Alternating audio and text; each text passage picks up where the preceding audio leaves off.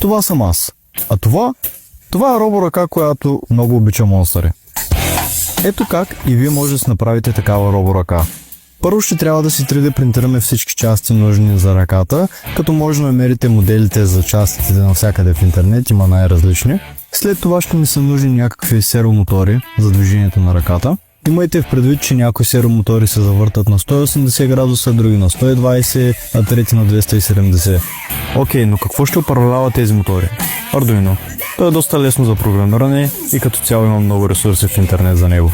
И накрая ще ни трябва някакъв китайски джойстик, няма значение какъв, и започваме да го сглобяваме. Като ще ни трябват много кабели.